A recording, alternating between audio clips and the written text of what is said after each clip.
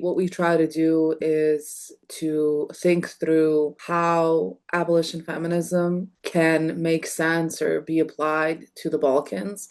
Because a lot of us, we were activists before and involved in different collectives dealing with different things. And for example, in the Balkans, there's a lot of abolition, border abolition, and the application of abolition feminism in that context makes sense, but only in the sense that it's been articulated, right? But not many people were talking about how abolition feminism could make sense in other areas of our, activities, whether we're like more involved in feminist activism or other areas. So I think that we all sort of came together to think about which sort of holes abolition feminism could plug up in our activism. I think, in the Balkans we have sort of a shared history of, right, trauma, war, but also of organizing.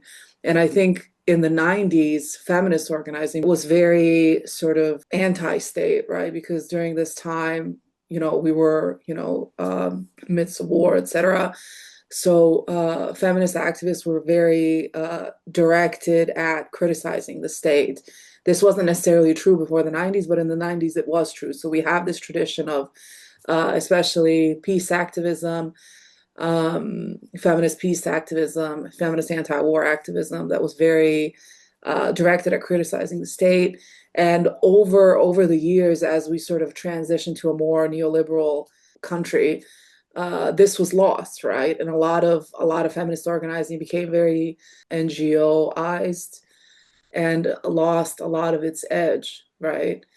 So I think for me and for others, it was important to think about, where mainstream feminist organizing had become very carceral, had become, sort of, it was doing not what we wanted it to do anymore, right? So we have a lot of organizing around femicide, right? Anti-feminist. And of course, it makes sense, right? It makes sense to talk about, women that are being murdered, to try to speak to that. But a lot of this organizing is very carceral. It sort of boils down to sort of not necessarily getting at the root causes, but just sort of activism focused around like, higher sentences, a bigger state, etc. And a lot gets lost in this. Thinking about like when we sort of advocate for higher sentences, for a stronger state, who benefits from this and who's sort of lost in this activism. So, for example, obviously Roma are going to be much more affected by a stronger state, trans people, etc. Anybody on the margins. So I think this is what we try to speak to. We try to see how abolition feminism can speak to all of these things. And one of the ways that we've been doing that is that for the past 3 years, we've been organizing a summer school of abolition feminism. And it's not a summer school necessarily in like the traditional understanding of what a school is. So we sort of treat it as a collective space where, we can meet new people, see how we can learn from each other, how we can sort of begin to articulate all of these things that are bothering us. And, finding language is difficult, right? Especially in the Balkans, where I feel like we're always on the defensive when it comes to sort of theorizing, right? We try to sort of put words to things and see how we can use, the space of the summer school, but we also write together and are thinking about how we can cooperate with other people more towards these goals.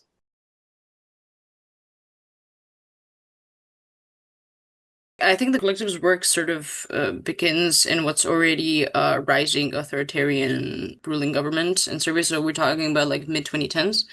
Of course, like the specific government that is currently in power has its roots in the 90s, Serbian nationalism, those sort of ways of thinking about the world conceptualizing, the state conceptualizing the identity of what Serbia is, what it means to be.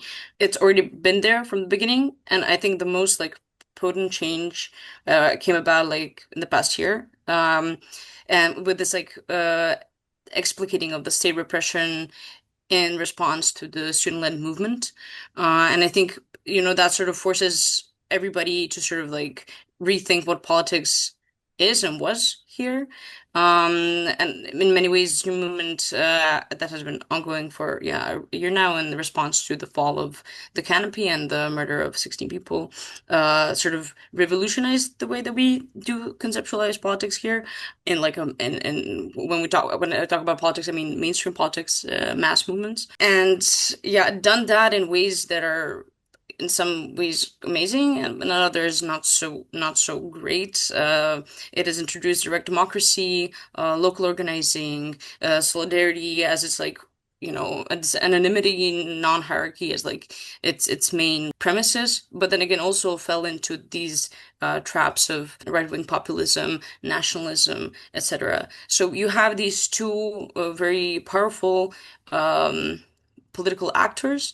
On the one hand, the authoritarian state, on the other, the student movement. And me or rather, our collective and many of us on the left are sort of like somewhere in between them, right? In the sense, it's like you have to have a critical standpoint towards the student movement and, parse out what's good there, what needs to be like praised, and what needs to be criticized, but also really, really keep it in mind that, we have been seeing an insane rise of police brutality, sexual violence, state repression. People have been in prison for months. Many activists, and the state is very targeted in that sense as well, have been in prison for months. We need to be able to respond to both of those while also seeing what this progressive mass movement has to actually say for itself ideologically, and where it sort of falls short of solutions that we would want to see, where it fails to sort of imagine what a fair world could be. And I think that's sort of where, feminist abolition fits in. And what we try to do is like try and like grapple with all these ideas, try to conceptualize all of these things, try to like ask sort of the hard questions to see what actually needs to be done. For us, the solution, Shimoon has been talking about electoral politics as a solution, has been talking about, putting people in prison as a solution. Those are not solutions for us. It's our sort of duty and task to, through the summer school, through the articles that we've been writing, the publication that we have, sort of try and think about where's the truth in between these two ways of political doing. We kind of finds that we really need community. I think we felt it here that there's like some kind of communizing rising up, and it falls, back into sort of satisfying itself with the idea of electoral politics. But sort of what we, I think, have felt is this need for a community. Maybe that's, too broad of a thing to say, but that's what we're missing. We need to be able to rely on each other to stand together through, conflict, disagreement, whatever. And with these communities, we need to find some sort of autonomy from the state. We need to find some sort of alternatives. Again, like I think we're only beginning our journey and sort of realizing this community. But for us, it's sort of like what are the values that we stand together with? Like what is it that makes us like work together? What brings us, to exercising the solidarity, the joy, all of these things that, we can't do politics without really, and without which all of that sort of becomes pretty bleak and doesn't push us forward, sort of not just imagining some sort of a future that's going to come and be better or be worse, but thinking about the here and the now. And especially like for us, I think for me, it was really inspiring to see all of us from different contexts, from, Croatia, Bosnia, Serbia, sort of like be able to sit down, talk with each other, and sort of see how many similar struggles we have and how many similar needs we have. And yeah, to be able to sort of feel this like need to strive towards a solution that could actually satisfy our needs and show that there is an alternative. There must be an alternative. This cannot be the way that our world is gonna look.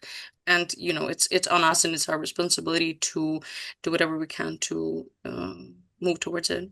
I would just add that, Serbia has seen this student movement, and what's specific about it is that it has all of these aspects that I think on the left we consider as central to leftist movements, or as tactics that are necessarily make politics leftist politics.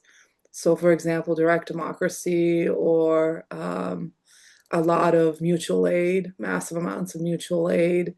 So we've seen a mass mobilization of mutual aid plus direct democracy.